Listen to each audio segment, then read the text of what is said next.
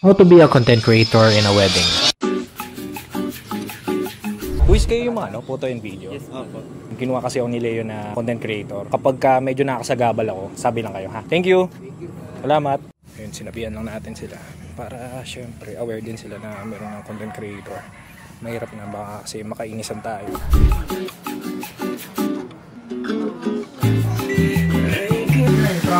Kaya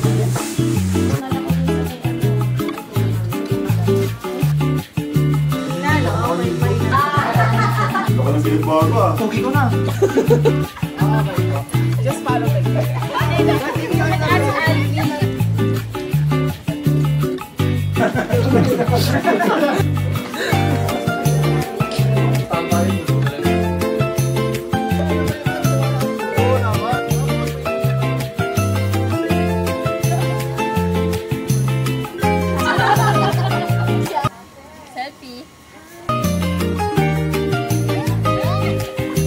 lang natin mag-montage. Bili muna tayo ng kape, tsaka yakult. Hello sir, I just needed a message coming from you for the bride and the groom. Can we go there? Just a short, quick message. Anything under the sun, there's no right or wrong, okay?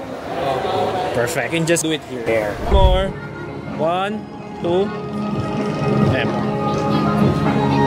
dito na kami sa church. Kakatapos ko lang kuhaan sila bride tsaka groom. Dito ginanap yung kasal nila sa tapat na SM Dasmariñas.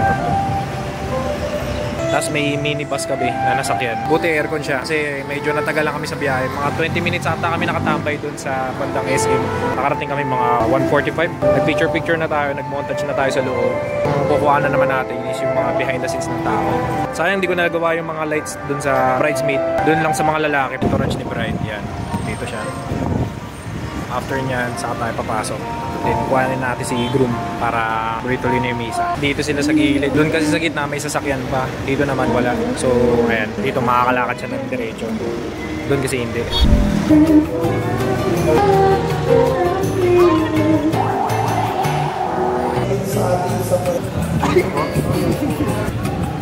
Yeah.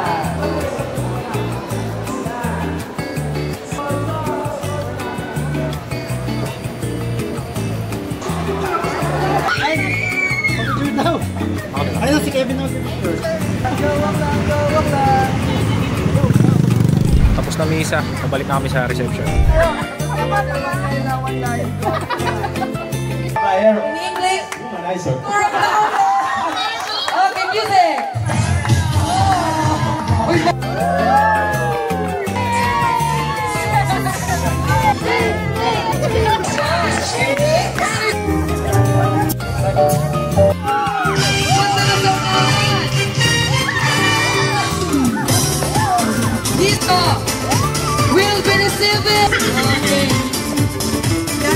Tapos lang ng event, tapos kami 9:24 official na. Tapos na talaga. Mukhang nag-extend pa sila Leo.